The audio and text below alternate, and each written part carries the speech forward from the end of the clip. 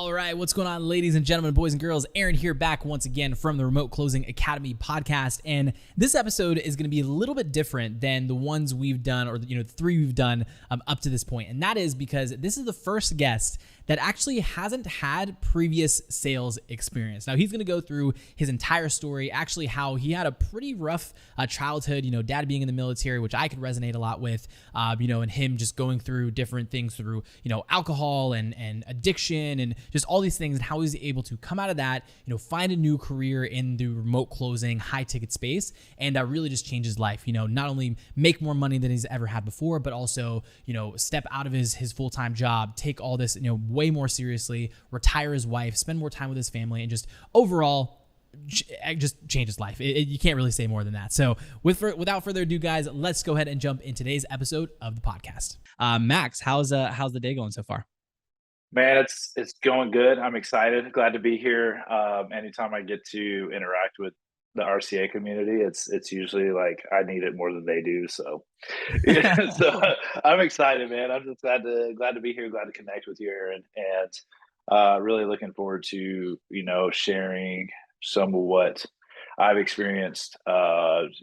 Just however I can help, but I really just want to share with you guys and encourage some people, because I know there's people that are thinking about it. There are people that are just getting into it, and there are people that may have a parallel situation to one that I've been through, and just want to share that, man. So glad to be here. I'm always excited whenever I get to get Yeah, together man. and do something like this. Yeah. And for those of you that are listening to one of the RCA podcasts for the first time, the really inspiration behind this show is, I was talking with Cole Gordon, a couple months back, and we were like, we have like a lot of great testimonials, but like my personality is just like, I just genuinely love like meeting new people and learning the stories behind, like, not only just the success of like, anyone that's watching this has probably seen all the, the testimonials of like, I made this amount of money and I, did, RCA is Yeah. amazing, you should jump into it. But, I think just really diving into the, the person, right? The Max behind the success story. So, with all that being said, let's kind of rewind the clocks a little bit and just maybe break in, before remote closing, before, sales or anything. The interesting part about your story, I think you're maybe one of the first so far that's that doesn't necessarily have like a sales background, which is really cool. Mhm. So I guess just just kind of break into, I guess, your story before any of this stuff happened. Okay, cool. I'll try and keep it short and sweet, but man, before this happened, like, just to preface everything, like, I never saw me being here. But where I was at before was went through years and years of dysfunction. So about the time I was, grew up in a good home. My dad was in the military. We moved around a lot. I got to kind of fit in a lot of different places. Then by the time I was 15, we settled in Florida. And I had two sisters. My family was together. Shortly after being here in Florida, my family split up. I started screwing around with drugs and alcohol, started partying, and got really, really strung out. So by the time I was out of high school, I was on, I had been addicted to everything, sex, drugs, rock and roll. Like, you name it, I was in it, Yeah. I was selling it, I was doing it. And it nearly cost my, graduation, and really almost put me in jail for a long time. Um, it probably came a lot closer to death than I realized in a lot of situations. And long story short, speed that up a couple years. The family split up, uh, so there's lots of bitterness and stuff there. Yeah. That kind of fueled the fire a little bit. And really, like, whenever I was about 16, um, my dad came to me. I came home from school or work, or skipping school or work, or whatever I was doing that day, and he came out to Yeah. me in the driveway, and he's like crying. And this is the first time I'd seen my dad cry. He was like my hero. So I don't recall ever having seen him cry before, even the many times that we said bye in the airport, for a Yeah. year. Like, okay, I'll see you in a year, and like he wouldn't cry. I just thought he was just really tough, and he was. And so he cried, and he said, "Me and your mom are getting a divorce, and take me to the store to get some beer." And like, I'm not bashing my dad. Like that was just how he coped. That was how he dealt with stuff. And so in that moment, I was like, love's not real. Grown men drink and do whatever whenever they feel pain. Yeah. And then, I'm going to just work at McDonald's for the rest of my life and party every night. And so that was like all of that stuff just kind of hit me like a ton of bricks and like settled in my soul when I was that age. And so that's what I did. Gave up on the military, gave up on all the goals that I had at that age and just kind of let them fizzle out and die. Well, if we move forward a couple years, man, I'm bounced around a little bit more, got in some more trouble, went further and further down the rabbit hole. By the time I was 25, um, my youngest sister was 19. Me and both of my sisters were in addiction together. Meaning we were doing the same drugs, running the same with the same people. And my 19-year-old sister committed suicide. And so I was like, dude, what? Back to like back, like, it was just like bam, bam. yeah. So, there was a couple years in between that whole drugging and drinking kind of ramped up. Whenever that happened, it was just like, okay, cool. Now I have an excuse to go even deeper down the rabbit hole. Instead of it being something that pulled me out, it was like a reality check. It was like, it just kind of made me bury my head in the sand some more. Mm-hmm. And so, yeah, so I went a little bit further down there for the next four years, I guess, until, I realized like, I'm going to die. It's like, I'm going to die. I'm going to die. I'm going to die. I'm either going to get killed, overdose, commit suicide, or go to prison. Like those were Yeah. my options at that point. And I was very, very sure that one of them was going to happen very soon. And some folks with some authority, some legal authority, pointed me very uh, kindly and suggestively that I should go and get some help somewhere or have some Yeah. consequences thrown my way. And so I took them up on that. They connected me with a place up in South Carolina, and it's called Evans Training Center. And they interviewed me to come in. And if I look back on that whole process, what they did to interview me and do the intake process was sales. Yeah. They're not in sales, man. They're like pushing the gospel like hard, but everything they did along that process was sales. They were qualifying me, they were vetting me, they're tying me down, right? So they're Mm-hmm. asking me all these questions. What are you willing to do? Are you willing to do whatever it takes? And one of my favorite questions in that whole process was, does the name Jesus Christ offend you? And I said, well, uh, at this point, there's not a whole lot that offends me. So yeah, sure, I'll give it a try. Whatever, you know what I mean? Yeah. And that's like, I'm gonna die. I might as well like if that's the only way, then let's give it a shot. And so I hate to say it that way, but I chose God last. Mm. But in that moment, he still met me there, and that's whenever my life turned around. That group of people took me in.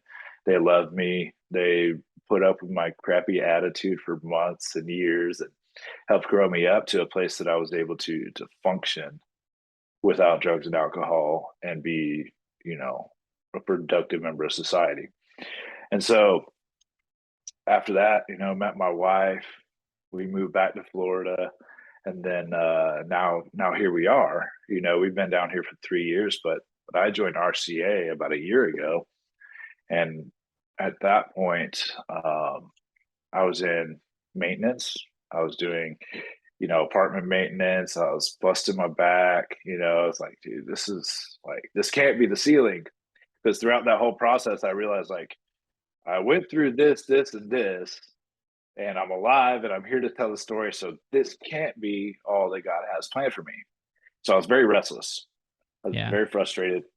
I was doing this, I was doing like 30K a year, working 40 plus hours a week, on call on weekends and nights. Mm-hmm. And, like every time I walk out the front door, somebody's complaining about their air filter or fire alarm. And I was like, leave me alone. I live here Yeah. too, Yeah. And so I was like, don't, by the way, if anybody takes anything from this interview, don't harass the maintenance man that lives in your neighborhood. Okay. Like put in a request. Um, Oh goodness. just one nugget, just one nugget. That's Yep. it. So, basically, man, I was doing that, and my wife and I, we were having a baby. We had a baby, and I had some paternity leave, and I was sitting on YouTube, scrolling around, and then some dude popped up. He was sitting in an office with like a inversion table and a guitar in the background, and just talking. I'm sure all of you guys have seen this ad. Yep. And so I'm sitting there watching it, and I'm like, "What is this guy talking about? What is this? What is this sales thing?" Like, 'cause Mm-hmm. it never dawned on me. Is that the only thing I'd ever sold were cheeseburgers and drugs, and they really sell themselves. So I was just like, "What is this? A sales career online?" I was like, I had no idea what was going on. And so I went through the funnel, filled out the application. I was unbeknownst to me, I was in a sales process. Yeah. And so like I was like, okay, cool. Then I had a conversation with Trent Kortansky, and like he just messaged me. It's like 8 o'clock on some random weekday night.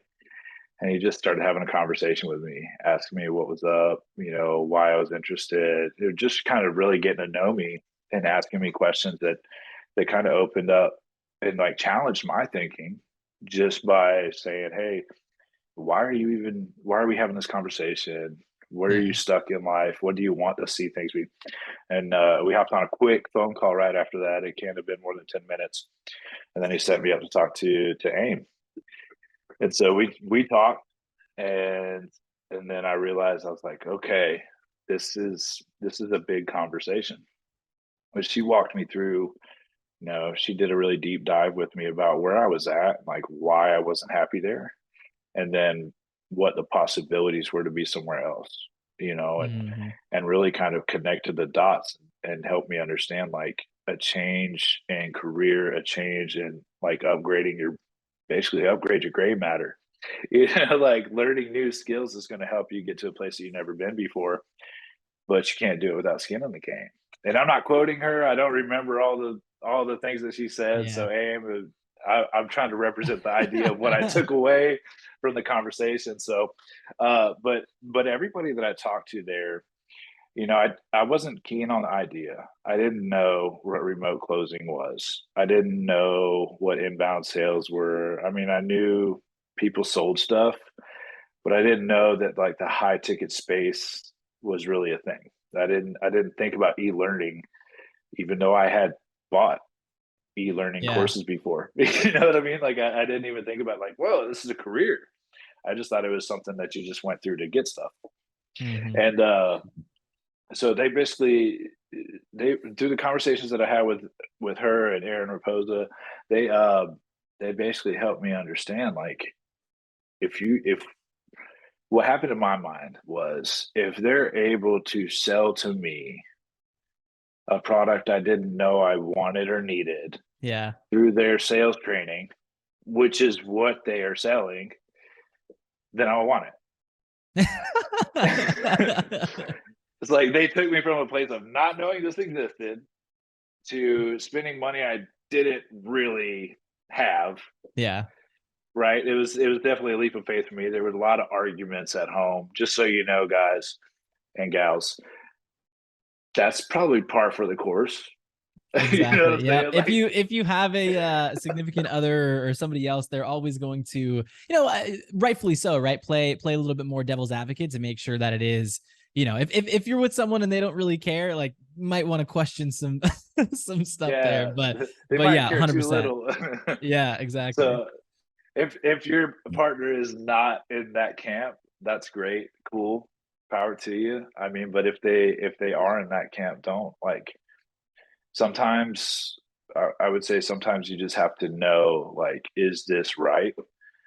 And really count the cost. And then if you know that it's right, you gotta be willing to fight for that. Yeah. And that's and as a husband and a new father again, I was like, this is an opportunity for me to change the trajectory of our life. And like, Yeah. I was like, I might take a hit in the short term. Obviously the investment was a hit, but the on the other side of that, like I knew it would take a minute to ramp up. and I had like a cushy job. Like it was so screwy too, because like I said before, I was doing like 30K, and then while I was in the training, I got a raise to like 50K, right? So I got a 50K plus some benefits raise. And then another company bought out our property and then Mm, promoted me and moved me to another property. So I got another 18K, another 20K raise.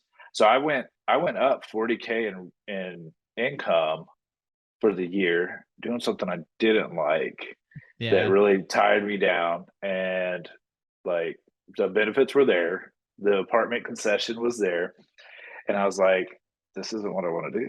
Yeah. And so I literally walked away from additional, like I didn't ever see that money. Like I got 40K in raises in that 6 month period and like walked away from it before I even saw it come to pass. Hmm. And so like I never got attached to that money, and I was like, okay, cool, I can make it on 30K. And I knew, and like my first offer, the base was 30K. And so I was like, okay, cool. As long as I close one deal a month, I'm doing better than I was Yeah, before. I just, exactly. you Well, know what I dude, mean? But I mean, that's like the trap that I was talking with the last guest about this, and they actually mentioned it. But it's like it's this trap that so many people get in, right? It's like, for you maybe it was a little different because you weren't attached to that 70K, and like you never like actually spent that and built a lifestyle around the 70K to be able to like kind of step away from that. But it's like, and with inflation and not to go down the whole that whole rabbit hole, but I mean, like today's 100K is like 10 years ago's 60K, 50K, yeah, so it's it's like it's ridiculous. it's crazy how but obviously kudos to you to taking that jump. I think first of all, before I even go to the next question, I just wanted to just say I appreciate sharing your story and just the transparency behind it. We're gonna have 10, 100, thousands of people listening to this episode, and I think that there at least one person is going to resonate with a situation like yours. Um, so you going back to kind of like making that jump and having the 30K job that went up to 70, but then like still betting on yourself. What were some of the things that I guess like went through your head that made you want to make that jump? Because you're right, like 70K, like you can live off 70K, with the 1, 2 kids, 3 kids, Mm-hmm. you can make it work. But what Mm-hmm. what was the thing that made you, I guess, like believe in yourself that like you were going to make it work? I think there were a couple factors. One was my coach. Yeah. So Aaron definitely helped me out a lot with that, because like we actually had a conversation where we wrestled. Like like we had to like put it down on paper, count the costs, and like he had to actually hold my feet to the fire. And we kind of wrestled back and forth with the idea for a while, because I was sitting in my work van at this new property. I hated the property. I hated the management company. Like I said, I hadn't seen the money come in yet, but it was like I got like one check, and I was like, oh, this is different, Yeah. So I was Yeah. like, this is different. Oh yeah, okay, cool. That's like a month's worth of work, Yeah. for a pay period. And I was like, okay, cool. I like that. That's cool. And I was talking to him, and I was like, look, man, I got this offer. And it was with a really cool company. It's a faith-based entrepreneurs company called Rise Up Kings. They they they offered me a position as a setter, which is my first remote sales position. Uh, I did one self-sourced offer for about a week, and I was like, nah, this ain't working. Yeah. And so like, and I was doing them both at the same time, but I was going through this interview process with Rise Up Kings at that point. And I was like, you know what? I've wanted to use the skills that I've learned, the story that I have, the passion I have for wanting to help people grow, and especially doing that from a faith-based perspective, as a majority of what I do with my life. Hmm. Changing light bulbs and doing goofy things because corporate says so, even though they don't make sense, was not really how I saw myself wanting to spend my life. Could I serve Hmm. there? Could I share the gospel with people doing that? Yeah, 100%. But I didn't feel like that. I felt like that was limiting what I could do and where I could go with it. And Yeah. so I was like, you know what, this is my alley. This is going to, worst case scenario, I'm going to learn. best case scenario, I learn and earn. And, it panned out to where both of those things happened. And I learned a lot during that period. I learned a Yeah. lot with that company. I learned a lot about myself, uh, made some great connections and relationships through that. And really, it just kind of boosted my belief in my ability to do that. So after 6, 8 months of being there, I was like really chomping at the bit to close. I was like, so I had a downsell offer I could close, and I wasn't doing well at that. It was one that was being built out also, so there were some things there Some that kinks. that Yeah. there were some kinks to work out, and the marbles in the mouth and all that stuff. Yeah. But then then long story short, that opportunity and that offer ended up letting me go, and then I ended up going to another company, and they were right there ready for me. I actually got connected with this company through a friend in RCA that I made good friends and solid relationships with him.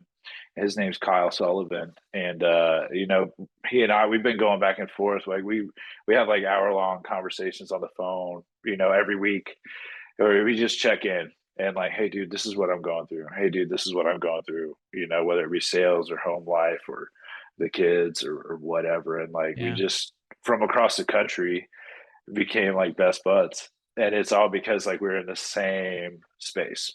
So there's another nugget, man. There's people going through what you're going through right here. Yep. And don't forsake that, because there's a lot more common ground than you might think with somebody who's just another member. Yeah. So don't overlook those opportunities to get in relationships. They might change your life. They Yeah. just might do it. But he brought me on to the offer that he's been working in, which is actually a company that helps with podcasts. It helps monetize and get up listenership, and that's kind of how I got interested in the podcasting space. Yeah.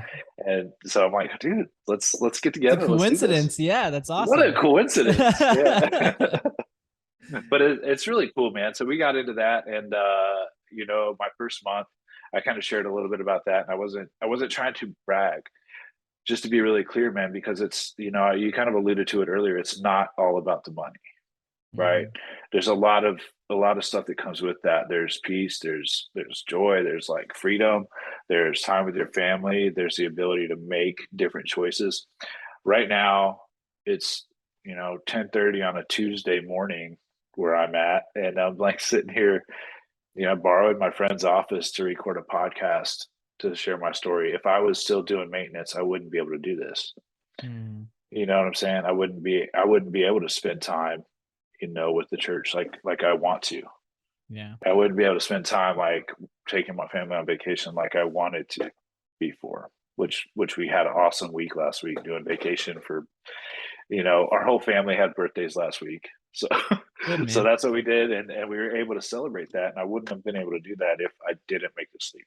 Hmm. And so since then, like my wife has left her job, which she had a great salary, great benefits. She was a event coordinator at the Chamber of Commerce locally.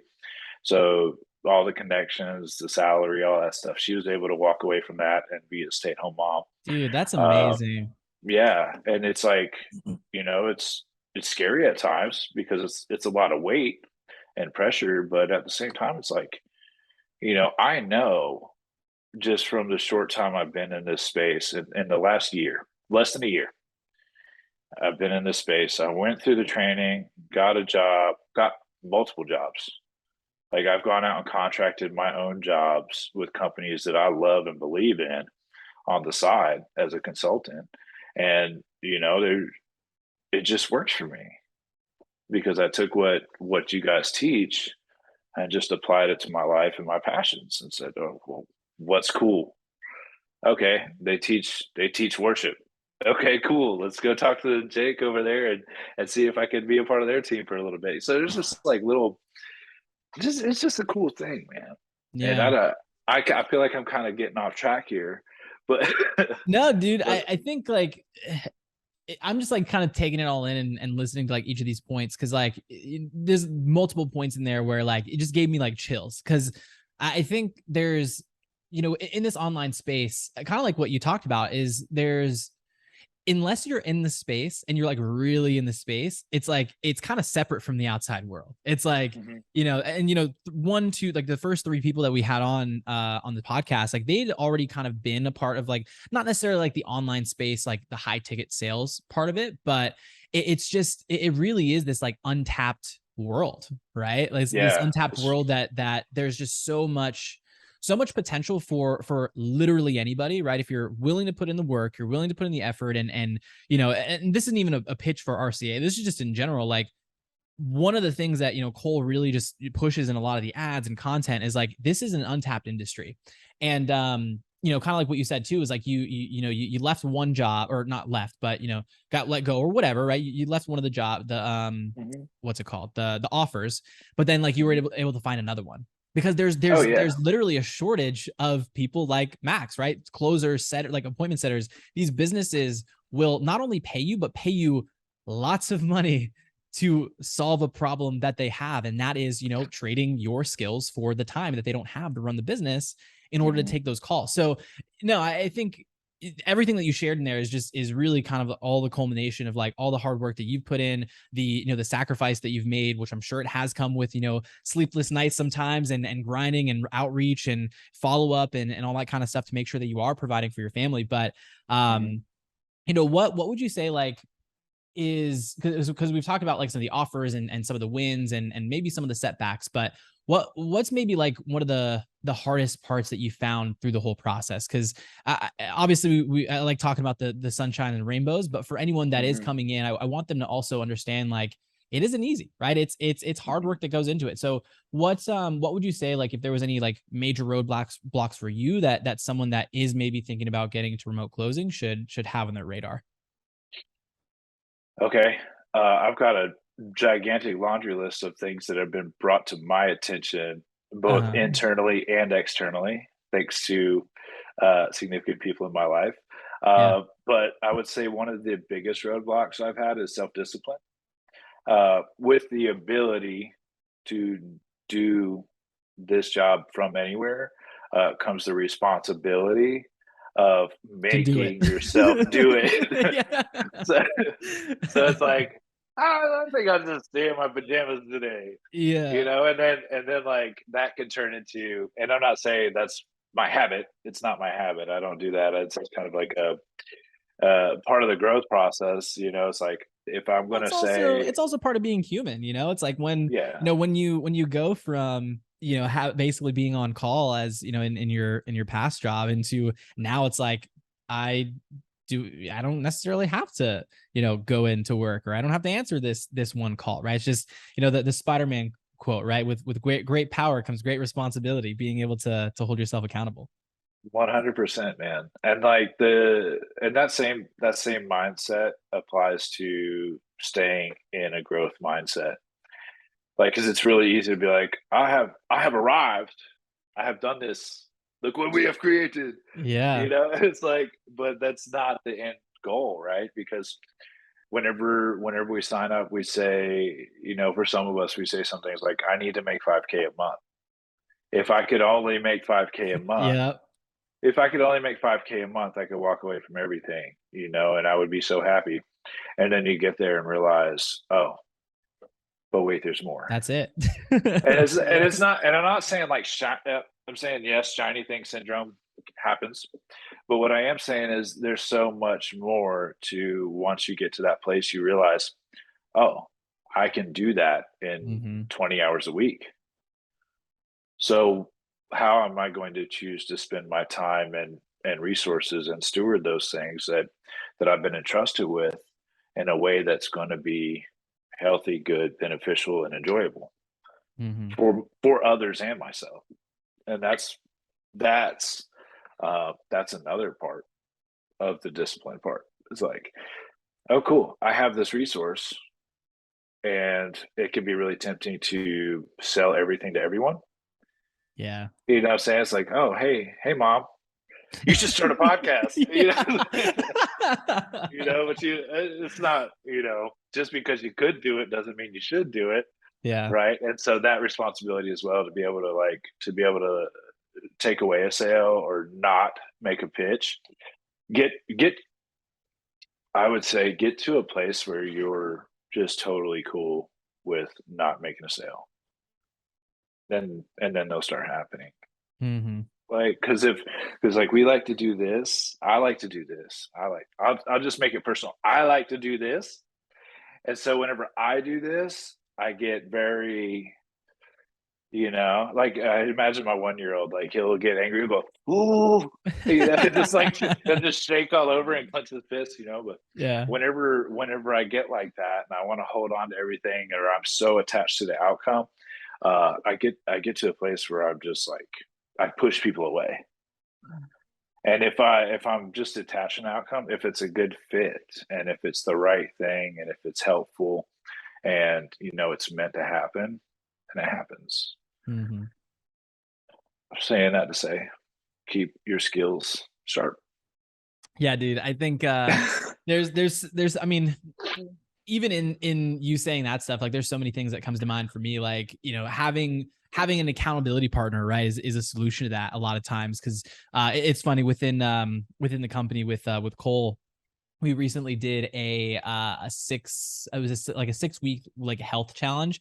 And I'm someone that, like, I have 3 kids, and I make the same excuses as everyone. It's like, oh, like when I get home I'm tired, and it's hard to get out and about. But when you're in a group, we had, I think it was like 40 people within the company, literally just like holding each other accountable, like daily posts. What did you do today? Do you do your workout? Do you do your, it was just like, it became something where I was able to make the time to do that, because like there was someone else breathing on my neck, like, hey, did you put, or, did you, go out for your workout, whatever. And it's like those little things, kind of like you did with Kyle, is, creating that group of like, hey, weekly we check in, or, it's what's bio. It doesn't matter what the time frame is. It's just understanding and having like a little bit of that pressure on the, on your back. And, I think sometimes people will kind of look at that negatively of like, I don't want someone like looking over your shoulder, but like, what are you usually doing when you have a 9 to 5 job? You have a boss, you have a supervisor, you have someone that's Yeah. always like constantly on your back. So why does it get weird? Why does it change? When we kind of go in and do it, on our own type thing. So yeah, man, we talked about some of the successes in terms of like, getting placed in the offer. So you're in a brand new offer right now. We don't have to go like into the specifics, but is it, are you enjoying the offer? Like, what have been some of the wins there? Man, I was looking from the outside in for a little while, and I was like, oh, I don't know, this is pretty cool sounding. And then the circumstances happened. And also around the same time, like my eyes got open to how cool and powerful the offer really is. Mm-hmm. And I started working with the team, and it's just like I'm there with friends. Like these are people that I knew before I joined the team that I get to work with. So like I'm there with them. We have a really, really, really awesome culture fit and mindset. We just go together really well, and that alone is worth a lot. Yeah. Like that alone is worth a lot, and it brings a lot of happiness to. I look forward to team meetings Mm-hmm. because I get to see my friends. Yeah. You When's know. when's the last time you said that in the, like, anyone that's listening, or even you, right? It's like, when do you get excited for meetings? Like, once you can get excited for meetings and it feels like just a friend get together, like you found your place for Oh a while. yeah, it was so cool. Like we, speak kind of transparently. I don't think they'll mind, but like we had like a moment where we're like, dude, I'm discouraged, overwhelmed. Like I don't know what's going to happen this month. I mean, it's normal, Yeah. right, for this industry. But we were able to like take the time. We spent like 2 hours together and kind of shared what we were struggling with. Found out we were on the same common ground, and literally, like, we just played some music and prayed together and like encouraged each other, and being able to you know, be in a group of people, whatever your group of people is, right? Being able to be in that group of people and be open and transparent about what you're going through, and nurture each other, right? And encourage each other. Um, it's just so powerful. And Yeah. that's just like just part of the offer that I really love. Seeing the results is really cool. Uh, this offer in particular it's basically a flywheel effect of referral partners, And it's really cool being on the sales team for this offer. Basically makes me a referral partner or setter Yeah, yeah, for every other offer that's part of the cohort. yeah. Mm-hmm. And so there's just this flywheel effect of, guests, hosts, referrers, closers, that everybody's like being able to push somebody to the right connection or the right person. And basically, it's growing and we're delivering, and the price point just went up, and it's awesome. It's Mm-hmm. really cool. I'm excited about it. We're getting a lot of the marketing is dialed in, and it's a great ascension model. And the clients that come in, it's like buying insurance. Like, it's like I talk to people sometimes. I'm like, you wouldn't wake up in the morning and all of a sudden decide, hey, honey, I think we need to have a talk about the refrigerator. I've been contemplating getting rid of it. It's like you Yeah, never wake up in the morning and say, I think I'm going to get rid of the refrigerator. It's not doing what I hoped it would do anymore. yeah. And that's kind of like what this offer does. So whenever people come into it, we help them get their listenership up, show them how to monetize in like 5 different ways. And they basically get a business by being a part of it. So with having all of that available, like why would we ever leave? And it's recurring. It's a recurring commission. Yeah. And so it's just like, man, build relationships, help people out. That's cool. The money's right. And I love the team. So I don't know. I'm exactly where I'm supposed to be right now. And I feel like that's the truth. So Yeah, man. uh, I That's love super it. powerful. I like that quote just always I think I might have it as a canvas or something like at home, but it's basically like, you are exactly where you need to be. I think, a lot of times we get really caught up with, especially with social media, you see people and they're like posting their Lambos and their, vacations and all this stuff. And it's like, you start to feel like bad for yourself. And it's like, well, I mean, you are literally exactly where you need to be. So like, if you're listening to this podcast and this is giving you like inspiration or, to take next steps, like you're where you need to be. If you're currently working a job and you're thinking like, this could be better, like, yeah, but there's a difference between thinking that and taking the action to do so, you know? So dude, we're coming up a little bit up on time. And I think we pretty much went through everything. I guess what would be like something, if someone is kind of like on the fence of jumping into, RCA, or maybe not even jumping into RCA, but just learning more about like the remote closing industry or high ticket sales or whatever. What would you say to someone that's kind of on the fence? I would say really like think about, is that what you want? Like, do you really, is it right for you? Do you see yourself in a desk job? Because in all actuality, you're going to spend time on your computer or on your phone at a desk, and pay attention to that, man. Like, pay attention to that. Like, because for me, the transition was blue collar to white collar, Mm, like manual labor to, doing something totally different. So like that was an adjustment for me. So be aware of those things. Like, be aware of those things and think, uh, am I willing to take the time? And these are words of caution. And also, I would say if you're sitting on the fence about it and that you are not content where you are right now, and that you need to do something drastic to get somewhere different, then I would say make sure it's not going to cost your marriage, and make sure that you're going to be able to feed your kids, and then do it. yeah. Well, actually, Because that's an interesting. The last question just popped to my head, because it's kind of the same question, but along the lines of if someone does have a spouse or a significant other or whatever, right? How did that conversation go with you? Because I know, I remember like the back of my hand when I first jumped into entrepreneurship, and we had a baby on the way, and it was kind of just like it was a lot of skepticism. It was a lot of just from past business ventures that didn't work out, or past relationships, whatever it was. It was definitely a selling my wife on some of the things. So I guess maybe how did you approach that situation? Because I think there's other people that might be listening to this that like will be in that same situation, you know? Yeah. So, me, I'm not a very skeptical person, right? Because of my story. Like I went through so much, Mm, did so much bad stuff, and then had so much grace given to me that I err on the side of being too trusting. yeah. And so my wife's on the other side of the spectrum there. She errs on the side of like really due diligence, contract, facts, guarantees, Yeah. refunds, like those kind of things are what she wants to know, right? So how the actual situation played out was basically became a 2v1 in sales jargon. Yeah. So me and Aaron went through all of the questions that she had, and then we had a call with her. And Nice. there was definitely tension in the house for a long time, right? Mhm. There are still things about this transition that we are working through.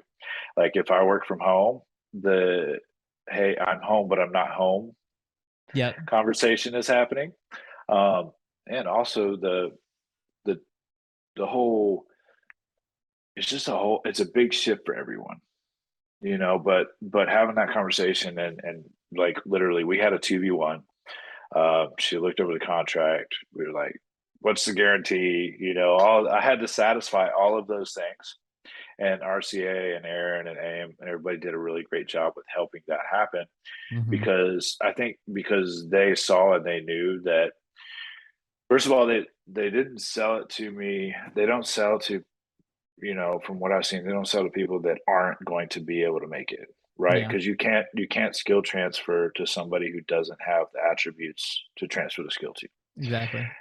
So that's one thing, and then the other thing is like they literally walked me through the whole process of how it was going to work, and I bought in emotionally and like I believed it. So like I had a belief level that was that was hard to shake, and it was one of those things where like I was adamant and I kept going, and my wife was like, "Well, you're just going to do it anyway, so do it." so, and so, like, I'm not saying that that's the ideal. If you can get a better Yeah. scenario than that before you bite the bullet, do that. Do that for yourself and for your marriage. Uh, but in my situation, that's what it came down to. But to this day, every time something really cool happens, whenever I close, like earlier in July, I closed the deal. It was like an hour and a half phone call, and I made $3,700 on it. Hmm. And it's just like, hey, honey, I love you, and thank you for letting me do this because Yeah. Yeah. And then because it's working out. an hour and a half conversation turns into, I mean, 1 hour and a half conversation equates to your last months of pay. Right. So it's Yeah. like, it's crazy that like the difference there. Sorry, you were going to add something else? No, man, I mean, whenever just realizing that and being in that place and saying, hey, honey, I know there are some things in our relationship that I've screwed up, and this isn't one of them. I know it's been difficult for both of us, but looking back, aren't you glad that we did this? And she's yeah, I'm glad you did that. That was the right call. And so it was good. It ended up being a good deal. Yeah. Yeah, dude, that's awesome. I think like, whenever we look, you made a point about it, at the very beginning of the call when we were talking about how that group that you joined that kind of helped you out of your situation. It's like they were doing sales. It's I think there's this this negative kind of like connotation that's put on the word sales, right? Because it's like everyone talks about like the famous example like used car salesman, right? Or the guy that's at the Mhm. kiosk in the middle of the mall that's trying to sell you stuff. It's like people are like, oh, I hate salespeople, but like, what do you think you're doing? At McDonald's, you're selling cheeseburgers, right? What are you doing at the retail store? You're selling product, right? It's And the- it's it's the same. It's the same for some. Sorry to interrupt. no, It's the please. same for somebody that's pressure washing a house, or replacing a refrigerator, or doing dental work, or you know what I'm saying. It's sales is everywhere. It's my wife and I having a conversation about why this is a good idea. Yeah. Sales. sales. And I was talking to a good friend of mine yesterday about the whole idea. Like, there's this quote: 1 out of 10 people are in sales, and so are the other 9. Because no matter what, like, yeah, because no matter what, every conversation that you're having, and this is something that I think is really crucial, because in apologetics, you're in sales, right? In any sort of avenue that you're having a meaningful conversation with another human being, you're either buying or selling a concept. Mm-hmm. Because when you exchange those ideas, that's where your mind is being renewed, or you're helping somebody else's mind be renewed. And to obey something isn't to just blindly submit to it. It's to be convinced that it's right to be obedient to it, and then submitting to that. And so if we do that in our conversations with people, both leading and following, when the roles are correct, and like being willing to hear and share and speak our honest opinions to people, we're in sales. Mm-hmm. On one side or the other, every conversation, every interaction can be a sale of something. And I'm not trying to like life is sales blanket statement. Like I'm not trying to blanket statement that, but you can, a good friend, Jake Peterson, one of his testimonies was he used what he learned in sales training to help a coworker quit smoking. You know what I'm saying? Like, you could use the stuff that you have here you can use it on yourself. Like, what are the benefits of not eating out 4 times a day? Like, if you can ask yourself questions and be honest about the answers, you can change the way that you look at life. Yeah. Dude, thank you so much for coming on here. I think this was a really good conversation from like, not only from like just a learning your story standpoint, but just being able to translate some of those things into a lot of anybody listening to this, I think will be able to take a ton, whether it is from the story or from some of the just kind of tips and tricks that we did along the way. So if you guys are listening to this and you're like, what the heck is RCA? Like, what is remote closing? All that kind of stuff. Whether you're watching on YouTube or the podcast space, down in the show notes or the description of this video, you'll see a link. And that's going to bring you over not to a sales page, not to book a call, anything. It's just a 19-minute video that our founder Cole goes over how he was able to go from, he was making $1,500 a month as a bartender. This was 3 years ago, three and a half years ago, and all the way up to being able to make more than a brain surgeon in 12 months by using, not only what Max is talking about, but what we teach within the Remote Closing Academy. So again, down below, click that video. It'll give you more information. Out of full transparency, towards the end of that video, if you're like, it's going to give you the tips of how to get started. But if you do want a little bit more help, or push in the right direction of, okay, we're going to teach you the whole thing from A to Z, we're going to help you get placed into a job, just basically hold your hand through the entire process. That's going to be at the end of the video that you check out in the description, or the description or the show notes of this episode. So Max, any parting words before we hop off here? Man, no pressure, right? Yeah. You know what, man, like, appreciate yourself, believe in yourself, and plug into the people around you. And also, I would say, go make some mistakes. There you go. Go make some mistakes, man. Make the mistakes, learn from the mistakes, take action on the and learn what you're not supposed to do that first time. I think like a lot of people get way too into that mindset of like, what if it doesn't work, or what if this happens, or what if it does happen? What if you do take action and it helps you, get to the position where Max is, or any of the people that we've talked to, or anybody else that is, taken action and fallen on their face and made mistakes in the program. So, dude, last time, again, thank you so much for jumping on the podcast and, lending your time. For those of you who are watching, again, make sure to check out the links in the description or the show notes, and we'll see you guys next week for the next episode of the RCA Podcast. Talk to you guys soon. Peace.